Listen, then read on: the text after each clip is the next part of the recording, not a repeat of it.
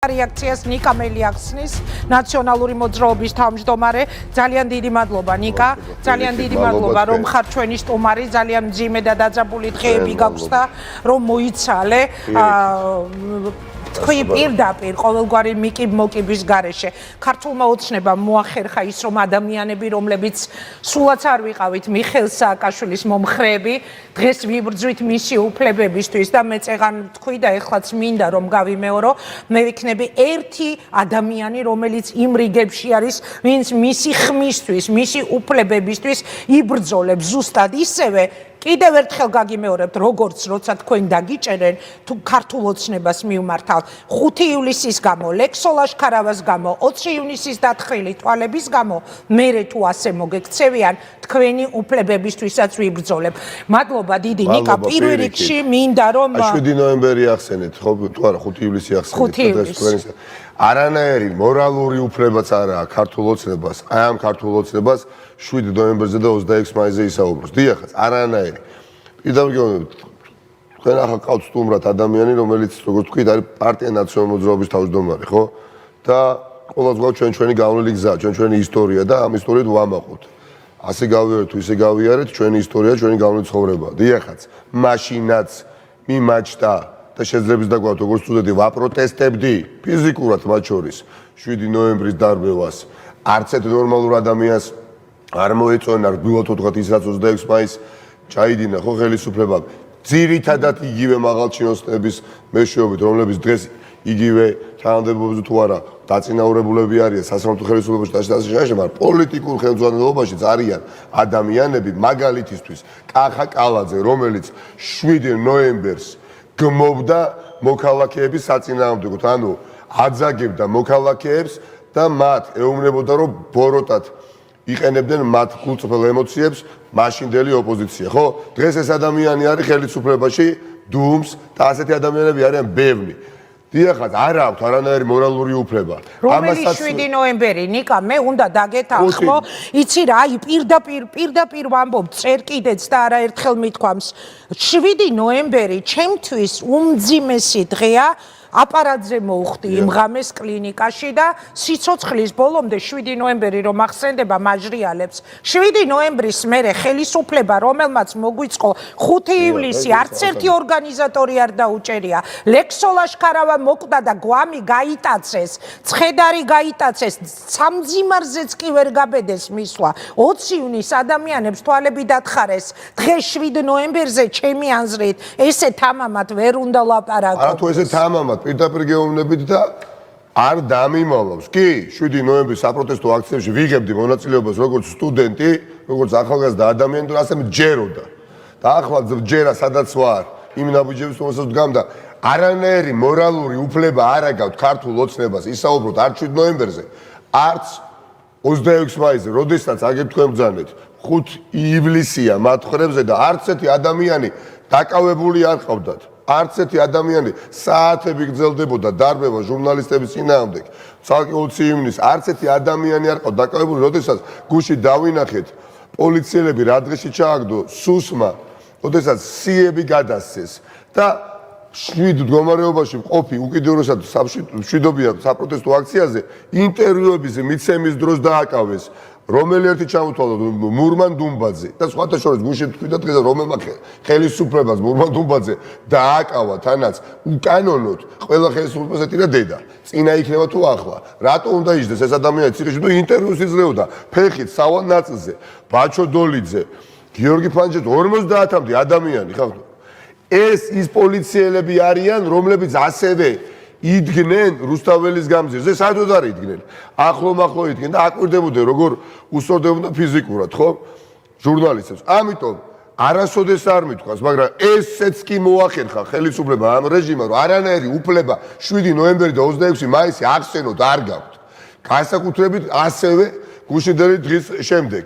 ამ ადამიანებს სურდათ ინგა გუშინდელი დღის შემდეგ შიში დასადგურებულიყო.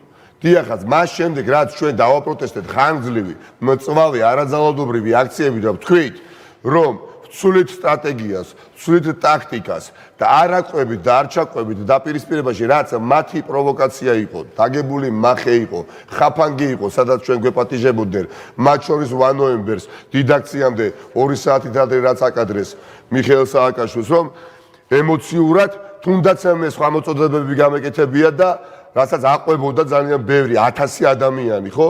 და ჩაეხშოთ ჩანასახშივე ის საპროტესტო მოძრაობა. დღესაც იცოდნენ რა, რომ ვიკრიბებოდით 1 საათით ადრე გამოვაგდეს. ამ შემთხვევითობისაც არ მჯერა, ხო?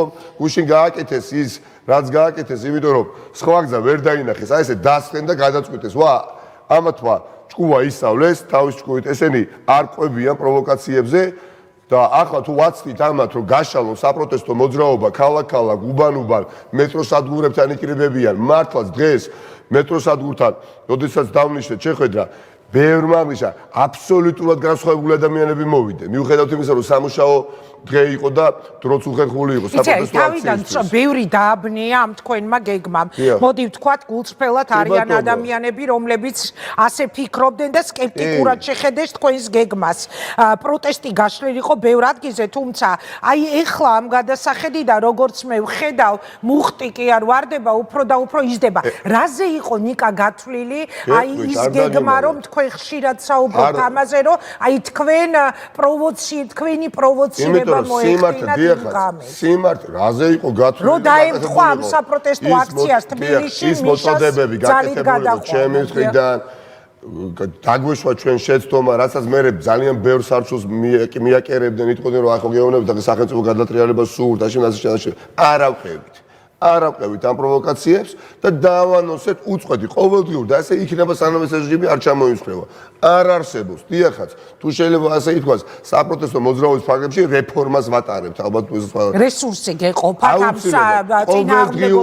ყოველდღიურად, არ დაგიმალავთ, აი ხა მოვდი უნდა ვთქვა, რომ მაინც არ დაიმალება. სანამ თქვენთან გადაცემაში მოვდიოდი, ერთ-ერთმა ყველა სახის რესურსი მათ შორის ერთ-ერთმა ადამიანმა მოკლედ მომწერა SMS-ს არ მეწერა ტელეფონი და სახელი და გვარი ჯერ არ მინდა დავასახელოთ, მაგრამ ნუ იცნობს ფართო საზოგადოება თუ არა, მნიშვნელოვანი ნაწილი საზოგადოებისა და შეხედავთ ხოლმე და მე ვუთხარი ინგა გრიგოლიას გადაცემაში გავდივარ 9 საათში და თუ მოასწრებ საცობებია გამოსვლა, არა მოვალ აქვე ვარო, მოვიდა და თქვა რომ 100,000 ლარი მინდა ამ საპროტესტო მოძრაობას რომ შევმატოო და როგორ მოვიქცეო და უნდოდა რომ დაეტოვებინო ვუთხარი ანგარიში მივეცით და იქ ჩარიცხავს.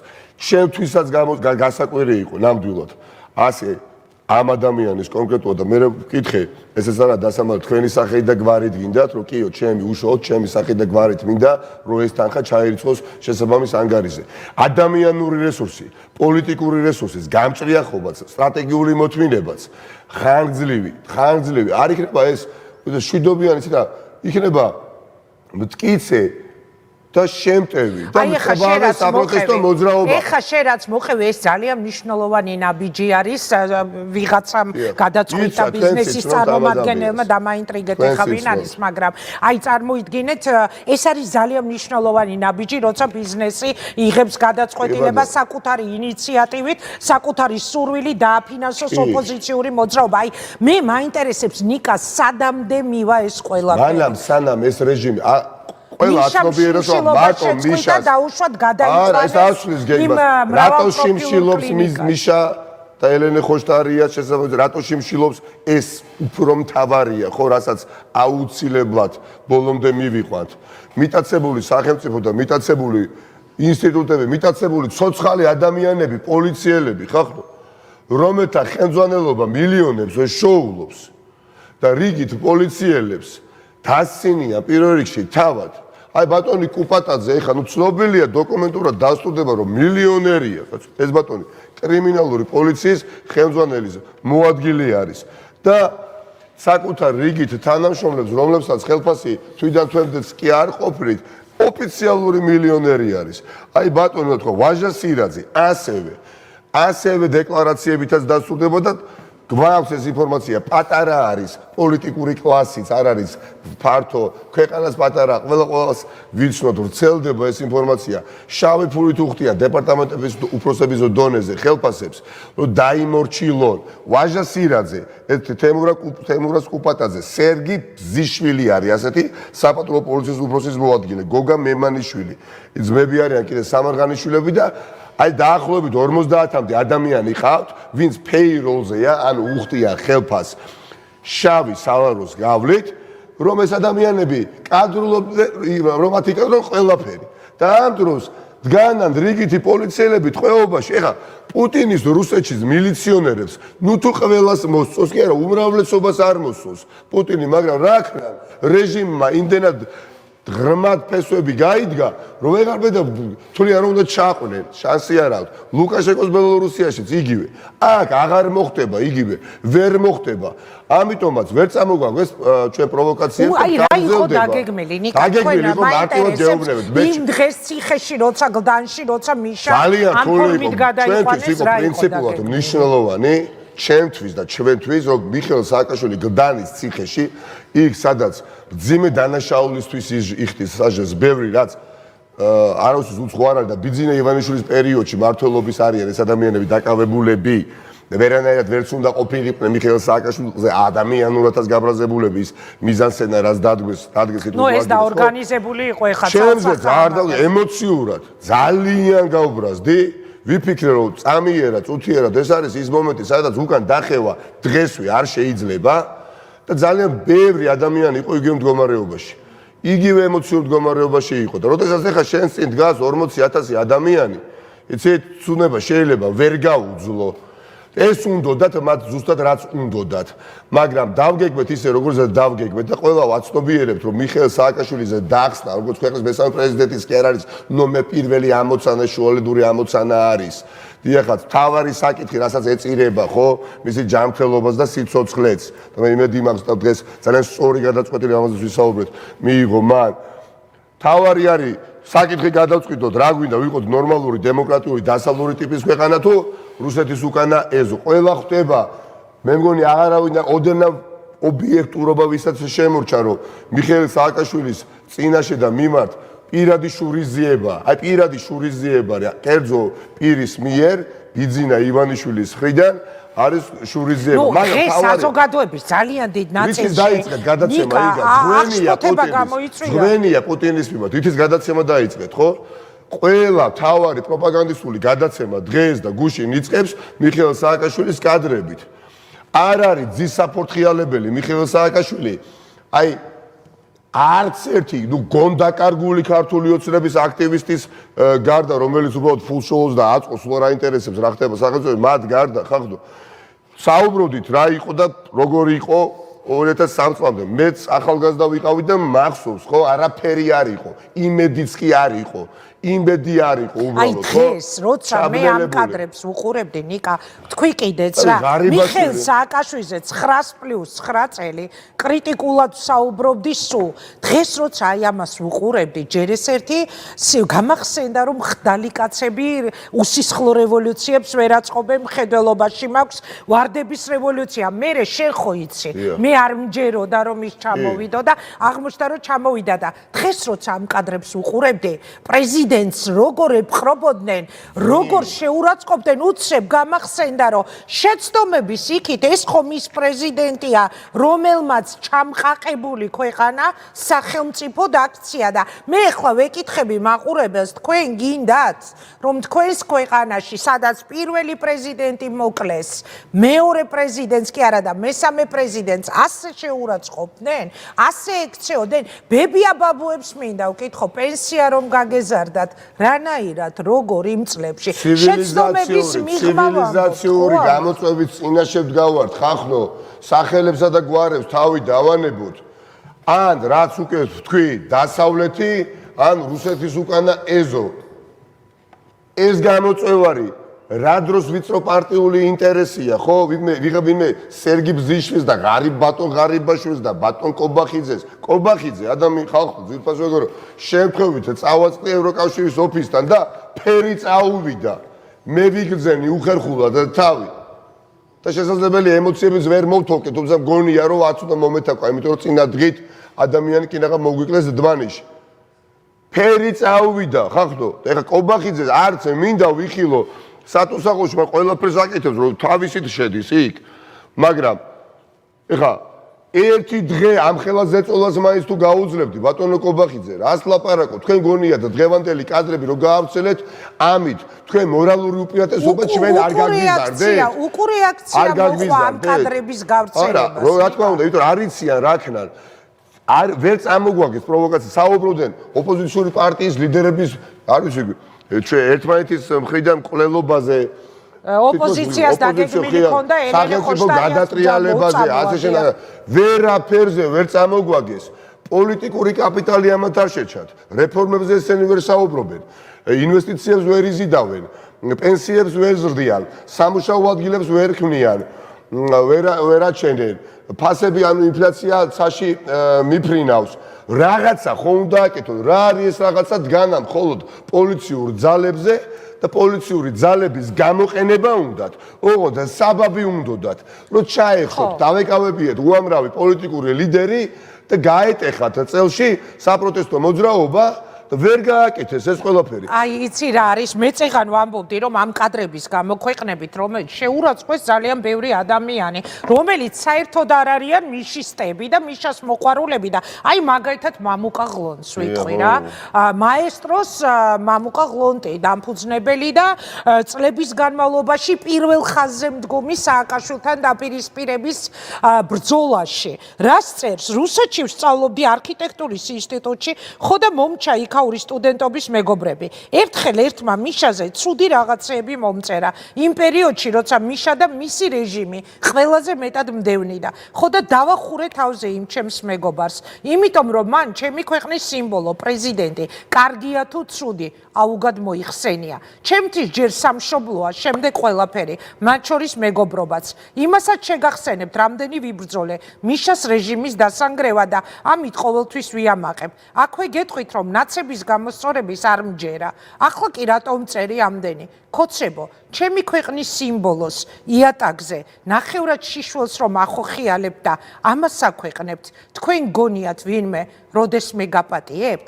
მე არა, არასდროს. მამუკა ღლონტის სტატუსს წავიკითხე. ადამიანის რომელზეც ვერავინ ვერ იხვის მიშისტია. კი ბატონო, და მისასალმებელია. მე ამაყება რომ ბევრმა ადამიანმა თავისი პოზიცია საჯაროდ გამოთქვა ბევრმა ისეთმა ადამიანმა, რომელიც არ იყვნენ, არ არიან და არ იქნებიან ნაციონალური მოძრაობის მხარდაჭერები და ამორჩევლები.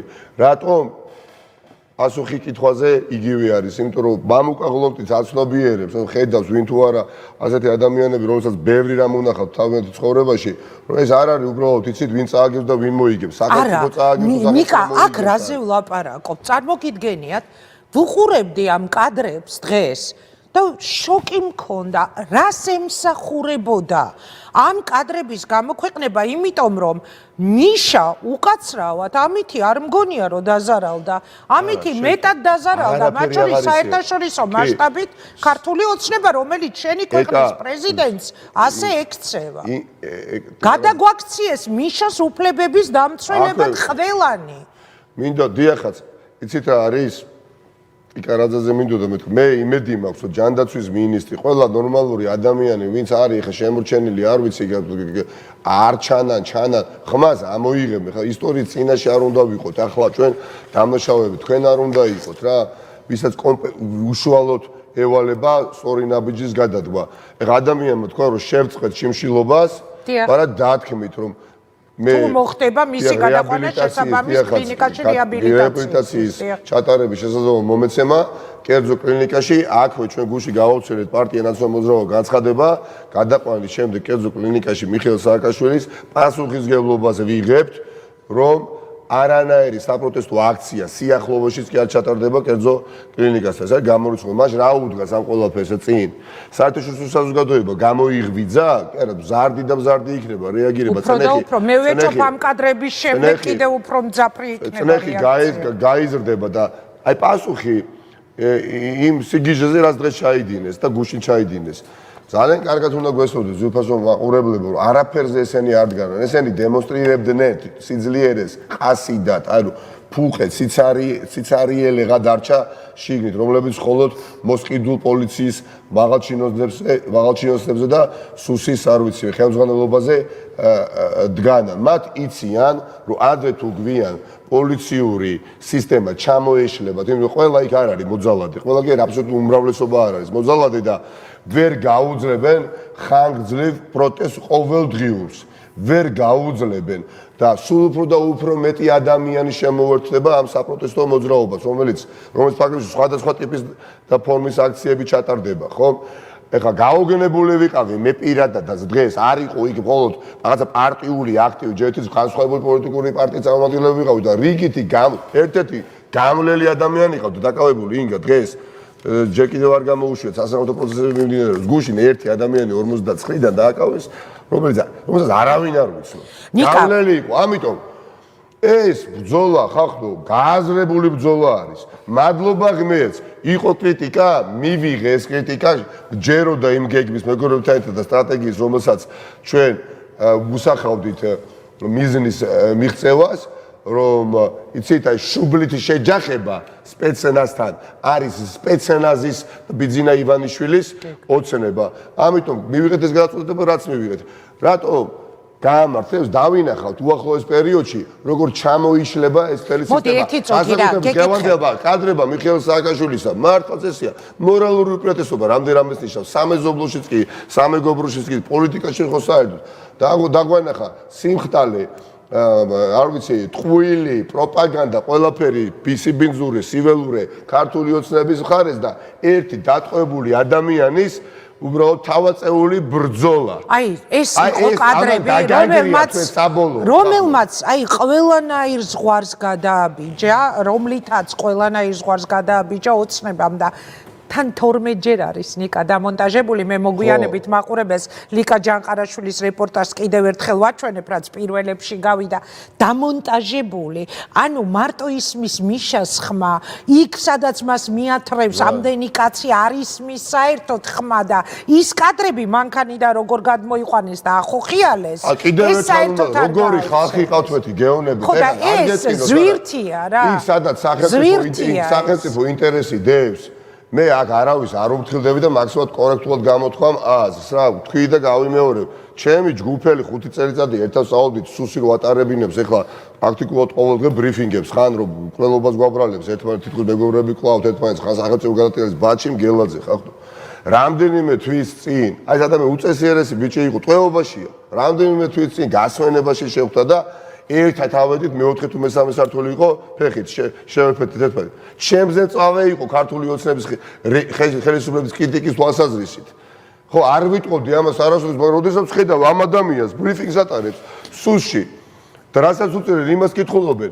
იგივე ხალხი ყავდა დასაქმებული ადმინისტრაციებში ციხის ჩემო და მისი რა ქვია სამინისტროების რომელსაც თავადაც არ ჯერათ იდეა არ არის და იმიტომ უბრალოდ ხელფას უხდიან გიორგი ალასანია ყავდა ამას წინათ ეთერში და თქვა რომ დარწმუნებული ვარო იმ ხალხიდან ნახევარზე მეტიო თავის დროზეო მიშას ყვირო არა მარტო თავის დროზე სრულებები უნდა ყველა ნორმალურ ადამიანს ყველა ხელისუფლებას ჭირდება და ესე იბარებენ მე მგონი ნიკა ყველა ნორმალურ ადამიანს უნდა სრულება იმიტომ რომ არ არის პერსპექტივა ამათ ხელში კარგით გავიწიეთ ერთი წუთით ფასო მაყურებლებო აღარ გამოვედით გათავისუფლდა მიშაც მოკლედ ყველამ დავანებეთ პოლიტიკურ საქმიანობას თავი ერთი ზამით აი ჰიპოთეტურად წამოვიდეთ და რა ღარიბაშვილი კობახიძეს ლილუაშვილს მდინარაძეს რა პერსპექტივა აქვს რომ ამ ქვეყანას განვითარებისკენ წაიყვანს მე იცი რამდამაფიქრა თავად ამაზე გადაცემის მეორე ბლოკში უნდა ვისაუბრო რამდენიმე წუთში გადავალ სხვა სტუმრებთან საშიშია გესმის სადამდე მივიდა სიტუაცია სააკაშვილი ციხის კადრები ცოცხები ხო წავიდა ერთი წუთი ტროიკები ვიშინსკის სამართალით ხო გუშინ დავწერე Facebook-ზე და ეხლაც ვახსენე ტროიკებით ადამიანის გასამართლება ადამიანებს ეს სადამდე მივა ხალხო სააკაშვილის თაობაზე რეაქცია ექნება საერთაშორისო მასშტაბით ყველას და წარმოგიდგენიათ ერთ მშვენიერ დღეს ჩვენს კარებზეც რომ მოაკაკუნებენ და გვეტყვიან ტროიკები რომ თქვენ გასამართლებული ხართ გასაჩივრების გარეშეო თან არ დაგასწრებენ თქვენ გუშინდელი დღეც ინგა ძალიან თხოვდა ესეც არ გამოგჩეს ინტერვიუს იძლეოდა ხალხი მინსკში და მოსკოვში სხვა კი არ ხდება არაფერი. ომონი ასე აკავებს, მეც კი არაფერს არ აკეთებს. უბრალოდ ფეხით სავალ ნაწილზე იდგნენ. მადლობა, რაღაც კითხვა მინდა რომ დავისვა. ციხეში არ იმიტომ გამძლეობა მოთმინება დიახაც საშიშია რომ საშიში იქნებოდა თუ ოპოზიცია ავყვებოდით მათ ბინძურ თამაშებს. არ ავყევით. გეგმა ცხადია, არ ვალავთ არაფერს და აი ესეთი დიახაც მტკიცე და მწვავე. მადლობა. ნიკა, გათავისუფლდება სააკაშვილის. ელენე ხოშტარიას შეწყვეტს შიმშილობას, ყველა არ ვიცი, დაჩაგრული ადამიანის ელენემ გააკეთა განცხადება, სანამ არ იქნება მიშა გადაყვანილი. ქალაქო კლინიკაში მანამდე ეხა მეგობარია, არ შეწყვეტ, სანამ მიხეილ სააკაშვილის მოთხოვნა დაკმაყოფილებული არ იქნება, არ შეწყვეტ. მადლობა, ნიკა. მადლობა, ყველას მადლობა იმისათვის, რომ განურჩევა პოლიტიკური წამსისა, მე ისეთი ადამიანების რეაქცია წავიკითხე დღეს ამ მსგავსობაზე, რომ ამაყი გავხდი. კიდევ უფრო ამაყი გავხდი იმ პროცესისა, რომელშიც მე ახლა მონაწილეობას ვიღებ და კიდევ უფრო მეტად მჯერა, რომ საქართველო იქნება წარმატებული. დიდი მადლობა. ისეთი ადამიანების კომენტარები ვნახეო და მე და შენ ხო ახლოს ვიცნობ ერთმანეთს, როდესმე წარმოიდგენდი, რომ მე ვიტყოდი, რომ მე ვიბრძოლებ მიხეილ სააკაშვილის ხმისთვის, თქო, მისი უფლებებისთვის, თქო, ადამიანებმა ხელისუფლებაში მყოფმა ადამიანებმა საერთოდ დაგვავიწყეს სხვა ყველაფერი და ნომერ პირველი თემა დღის წესრიგის არის ასეთი შეურაცხყოფილი პრეზიდენტი. ასე როგორ უნდა მოექცე შენი ქვეყნის პრეზიდენტს? მე ვერ ვხვდები. თუ შენ ტვინი ჯამთელი ხარ, ვინც ხარ, ვინც ამ გადაწყვეტილებას იღებ? წელზევით გაშიშვლებული პრეზიდენტი, წარმოუდგენელი კადრები, ეს უნდა აკადროს შენს ქვეყანას, ეს უნდა აკადროს შენს მომავალ თაობას. ნიკა, ბოლოს მინდა რომ გითხრა სარგებლობის უფლებასაც არ აძლევენ, ზარის განხორციელების უფლებასაც არ აძლევენ, იტაცებენ ციხიდან ციხეში და კიდე ბედავს ეს კობახიც ხარ, აი მართლა არ მინდა ეს რაღაცა ადამიანური, კაცური და ბიჭური და სულელური კატეგორიებით საუბარი. წავაწყდი, შევთხოვით ადამიანს ქუჩაში და დაადნამ, დნარი გახდა ადამიანი და ეს არის მართველი პარტიის თავმჯდომარე. და დაცინის ეხა ადამიანს მიხეილ სააკაშვილს დატყვევებულს, რომელიც თავიანთ ველურებს უსწორდება მარტო. შევწხვეს მაინც კობახიძე ენა, როგორ გიტრიალდება საერთოდ სააკაშვილი აკრიტიკო. აი ამ კადრებით იცით რას მიაღწიეს? დღეს მეც გამახსენდა, რომ უკაცრავად მშიშარა კაცები ვარდების რევოლუციებს ვერ აწყობენ, მშიშარა კაცები დიდ ცვლილებებს ვერ აყენებენ, მშიშარა კაცები ჩამყაყებული ქვეყნიდან სახელმწიფოს ვერ მშიშარა კაცები არა, იგარ, ჩემო ძვირფასო ეს კადრები რო ვნახე, მერე გამახსენდა ეს ყველაფერი. მიშა ეხლა ზუსტად ვიცი რომ გვიყურებს, რას ეტყოდი? რას ეტყოდი და ამაყია, მე ვიც ეხლა ბევრს გონია რომ ნაციონალ მოძრაობის ახან თავმჯდომარე ვარ, ხოლო ნაციონალ მოძრაობის ამორჩევლებში ტრიალებ და არა, ამისათვის კრიტიკას მიმიღებ და გონია რომ ნაციონალ პარტია უნდა განვითარდეს და ვითარდება და პარტია შეიძინა განსხვავებული კატეგორიის ამორჩევლებს, სხვადასხვა. მე გეუბნებით. აი, ყველა ამაყობს ამ ყველაფრით. მიშას საქციელით ყველა ამაყობს. დიახაც, ყველა სოლიდარული არის. მიუხედავად იმისა, ხმას მე შემდეგ გაჩვენებზე მოგცევს, არ მოგცევს, ყველა ამაყობს და ყველა სოლიდარულია. მაგარი ადამიანის, მაგარი საქციელი ქართველებს, რომ შეგვიძლია რომ დაუფასოთ დღევანდელი დღეს მეტყველეს. ყოჩაღ და მადლობა ყველა მხარდაჭერს ამომრჩეველს, რომ არ ავყევით ამ ბინძურების ასე თქვა დაგეგმილ პროვოკაციებს. და გავიაზროთ ხახნო, მე ვთქვი და გავიმეორებ, დღემდე ვნანობ 11 წლის 9 წლის ვიყავი, როდესაც 9 აპრილის მოვლენები რუსთაველის გამზირზე ვითარდებოდა და იქ ვცხოვრობ ჭონქაძის ქუჩაზე, ხო? და ნუ მახსოვს ცნობილი ცხოვრება დაწყებული, მაგრამ ერთხელ მაინც რატომ არ ჩავიპარე ქუჩა რუსთაველის გამზირზე, შორიდან მაინც დამენახა იქ რა ხდება, დღემდე ვნანობ. ისტორიული პროცესი იყო და იმიტომ დღესაც ისტორიული პროცესია თბილისის ქუჩებში და არა მხოლოდ თბილისის ქუჩებში და მრავალრიცხოვან განსხვავებულ აქციებში მონაწილეობა ყველამ უნდა მივიღოთ, იმიტომ რომ ეს გამარჯვებით სრულდება აუცილებლად და იგივე რაღაცა თვითგვემა რო არ დაგვემართოს, აი რატო არ მივიღე ერთხელ მაინც მონაწილეობა ამ აქციებში. გაანგებულნიშნავთ აქციებს მეტროს ადგურებთან, იმიტომ რომ ამ ადამიანებს ჰქონდეს, ბევრ ადამიანს ჰქონდეს შესაძლებლობა შემოგვიერთდეს და არა მხოლოდ პარლამენტთან, არა მხოლოდ თავისუფლების მოედანთან. მაგრად იყავი, ვამაყობ შენით ვიცი რას გძნობ ახლა შენ იქ, მაგრამ ისიც იცოდე რომ იმდენად ძლიერები ვართ, როგორც არასოდეს გარეთ. და ამ ქვეყნის ღირსებას არავის არ შევალახიებთ, შენი სიცოცხლისა და ჯანმრთელობის გადარჩენით დავიწყებთ და ამ ქვეყნის განვითარებით გავაგზავნებთ. დიდი მადლობა ნიკა, მადლობა შენ რომ იყავი ჩვენი სტუმარი. მე წარმატებას გისურვებთ ამ ბრძოლაში, იმიტომ რომ ასეთი შეურაცხყოფილები, ასეთი გაბრაზებულები ბოლოს როდის ვიყავით, ვერ გეტყვი. აი, შენ მაინც იცი, რომ ჩემთვის პირდაპირ ეთერიდან ამის თქმა, რომ მიშა მაგრად იყავი, მხნედ იყავი, ძალიან მაგრად იყავი, ეს იყო დაახლოებით 2 თვის წინაც კი წარმოუდგენელი და მართლა პრეზიდენტზე ვლაპარაკობთ, რომელსაც უკაცრავად, ეხლა მინდა მივმართო, ვინც გვიყურებს, იმ შეცდომების მიღმა, კიდევ ერთხელ გავიმეორებ, სახელმწიფო აქვს აშენებული, ის სახელმწიფო, რომლის დროშის აწევაც ჩვენ გვიამაყებოდა და დროშა, რომელიც დღეს პუტინის პროპაგანდისტულ მედიას ფეხქვეშა აქვს გადებული. ვინა ფოთხიალა, ინგა, მე ხო ვიცი რა კატეგორიის მაღალჩინოსნები იქნებოდნენ იქ. აი პარტიულმა ისტაბლიშმენტმა სიდედრი ან დედამთილი არ ვიცი, რომელიღაცა სამინისტროს კანცელარიაში რომ მოუწყოს თანამშრომლად, იმის გამო კადრულობს ამ ყველაფერს, რომ მიხეილ სააკაშვილი აფორთხელონ ტანზე შემოხეული მაისურით ხალხო და საერთოდ გაშიშვლებული ამაზე ვინ გაპატიებთ? არავინ არ გაპატიებთ. ტყვიაც არ მოკლავს, იმდენად მართლები ვართ, იმდენად მართალია მიხეილ სააკაშვილი. მადლობა. ნახვა, ეს იყო ნიკა მელიას რეაქცია.